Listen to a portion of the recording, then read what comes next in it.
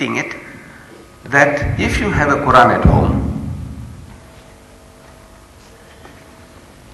like this particular one here, which has the Arabic text, the Arabic Quran, and the meaning side by side, and a commentary tafsir, almost 2,000 pages. Actually 1,920 pages. It looks small because they have used what is called fine Bible paper. Expensive paper they have used, so it's compact.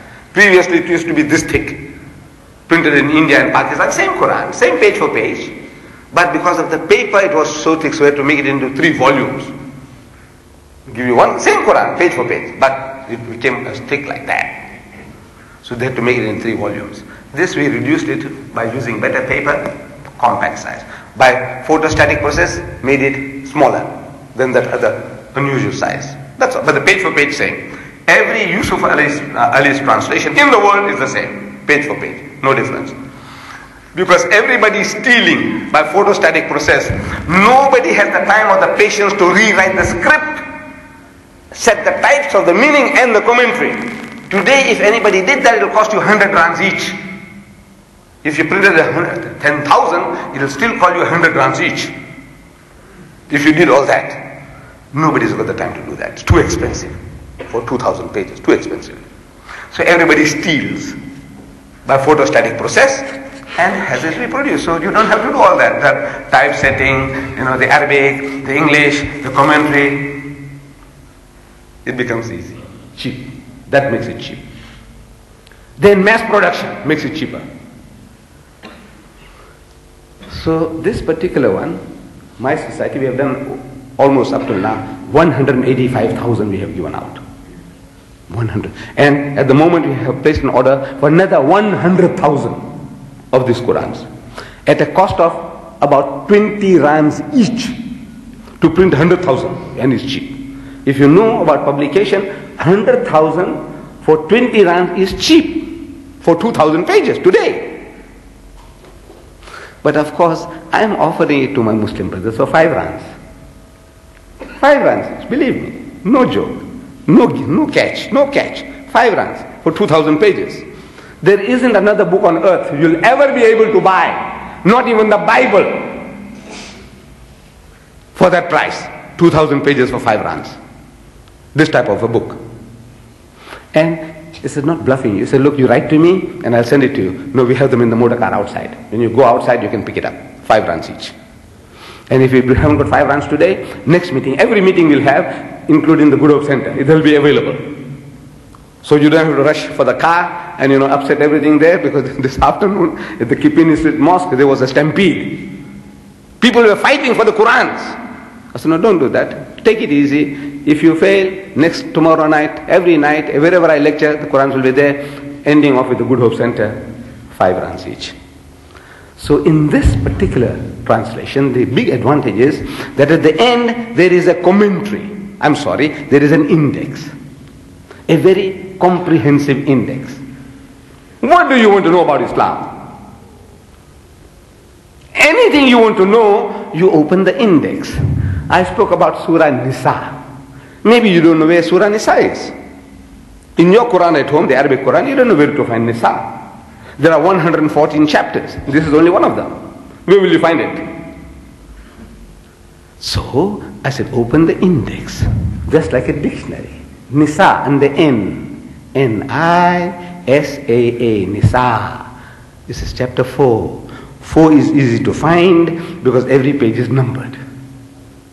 Once you found it, I say ayah number 86. Easy to find, 86. Once you found chapter 4, 86 is easy to find. You found it. Now, I want you to go home and check it up. Not only me, anybody, any learned man, he gives you any references from the Quran, make a habit of going home and checking up. Not that you distrust the speaker. You think he was deceiving you. You think he was pulling a fast one on you. No. When you go and check it up, you are strengthening your knowledge. You see the verse, you read it, you see the translation, you say, this is what the Shaykh Imam was telling me, yes. And the commentary, further expansion, some new angles, which the Shaykh might not have had time to explain to you. All this, your knowledge is increasing. And once you have done that, now you can share it with other people. See, this is the secret. You must share. To get more, you must share. But just by listening, you get very, very, very elated. MashaAllah. The Shaykh delivered a beautiful lecture. What? What did he say? It was very good. It was very nice. Beautiful. What? And maybe he touched 12 subjects in 15 minutes. Which one are you going to remember? No. Reference. And something you like, maybe he didn't give you a reference. Go and ask him. Say, Shaykh, where about is this in the Quran? So he says, this is in Surah Nisa. Where about what? He said, well, look up the 4th ruku, the section. He might give you that way. Or Sipara so and so many Siparas. But if you can get the chapter and the verse, very easy. You want to know, what do you want to know? This book here, what do you want to know? Everything on your fingertips. You want to know about marriage in Islam. Whom you can marry, whom you can't marry. Look at the M, marriage. Everything is given to you. That you can't marry mushriks. Don't allow your daughters to marry mushriks. Of course you can't marry your mother, your sister, your daughter, that you know. But it's all there. Even that is there. You can't marry your aunties. It's all there. But bulk of our people, they don't know. They're getting caught out. My daughters, meaning the Indian Muslims' daughters in Natal and the Transvaal, they're running away with the mushriks. See, because Indian to Indian. We are same nation. Allah says, وَلَا تَنْكِحُ الْمُشْرِكَاتِ حَتَّى يُؤْمِنَّ. And do not marry mushrik women until they believe. But who knows the Quran? We don't know. Here I find that our Muslim girls, Malay girls, are marrying mushriks.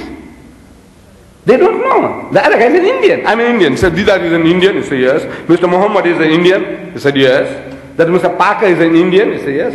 Indian Muslims. They are all Muslims. Yeah. But the other guy comes on sing. She doesn't know the difference between sing and song. She marries the fellow. She's an Indian. It's another Indian. No. She must know. Allah tells you, don't marry mushriks until they are converted. And so on. Marriage. You know about divorce. Under D, you find divorce. There is a chapter in the Quran called Surah Talaq. Whole chapter deals with the subject. Allah Bari Ta'ala, He took the trouble to explain to us in detail that if it must come to that, how to proceed, how to do the job. Don't do it the way your fathers have been doing. My fathers. When they get angry, what they do? They say talaq, talaq, talaq. Finish. Do Malays also do that? Do they? I don't know. Look, I haven't had a chance to ask anyone. Do the Malays also, when they get angry with the wife, and when they get rid of her, what do they say? Do they do that? Talaq, talaq, talaq. Do they do that?